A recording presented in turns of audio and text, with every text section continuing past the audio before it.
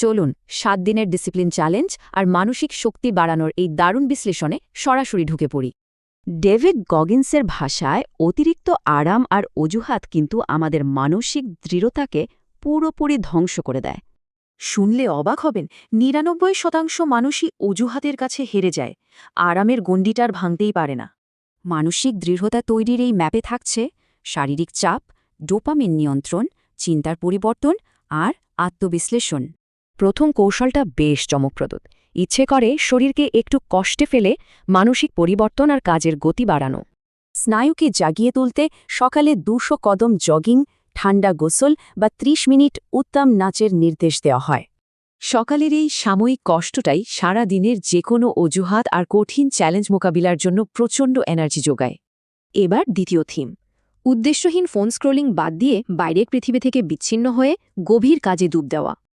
নিয়মটা হল সবকিছু থেকে একদম বিচ্ছিন্ন হয়ে টানা ২০০ মিনিট গভীর মনোযোগে কাজ করা। কাজে নামার আগে সব নোটিফিকেশন বন্ধ করে চোখ বুঝে গভীর শ্বাস নেওয়ার এই মনস্তাত্ত্বিক প্রস্তুতিটা ভীষণ জরুরি। মস্তিষ্কের রিওয়ার্ড সিস্টেম ঠিক করতে ফোন তালাবদ্ধ রাখা বা ৪ ঘন্টা ইন্টারনেট নিষিদ্ধ করার মতো কড়া নিয়মও আছে। তৃতীয় কৌশলটা হল মাইন্ডসেট বদলানো। সব অভিযোগ আর অজুহাত ঝেড়ে ফেলে একদম ফাইটার মাইন্ডসেট তৈরি করা। কাগজে প্রধান অভিযোগগুলো লিখে সোজা পুড়িয়ে ফেলা। এভাবে রূপকর্থে নিজেদের সব অজুহাতকে ধ্বংস করা হয়। নেতিবাচক চিন্তা বা অজুহাত এলেই হাতের রাবার ব্যান্ড টেনে ছেড়ে দিতে হবে। মস্তিষ্ককে তাৎক্ষণিক শাস্তি দেওয়ার দারুণ উপায়।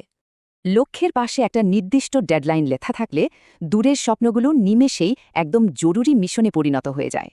শেষ থিমটা হল মাত্র ২০ মিনিটে ক্লিনিং স্প্রিন্টে চারপাশের পরিবেশ গুছিয়ে মনের সব নেতিবাচক জট খুলে ফেলা। এরপর মেন্টর বা সৃষ্টিকর্তার প্রতি গভীর কৃতজ্ঞতা প্রকাশ আর সৎ আত্মবিশ্লেষণ। এটা মনের সব নেতিবাচকতা দূর করে দেয়। এমনকি পানি খাওয়ার মতো ছোট কাজেও পুরোপুরি মনোযোগ দেওয়া প্রমাণ করে যে শৃঙ্খলার আসল অর্থই হল বর্তমানে থাকা। দুর্বলতাগুলোকে অজুহাত না বানিয়ে সোজাসুজি স্বীকার করে নিলে আমরা ভেতর থেকে আরও অনেক বেশি শক্তিশালী হয়ে উঠি। আসলে এই ৭ দিনের রুটিনটা হলো সারা জীবনের জন্য অজুহাতহীন মানসিক দৃঢ়তা আর শৃঙ্খলা তৈরির একটা ব্লুপ্রিন্ট।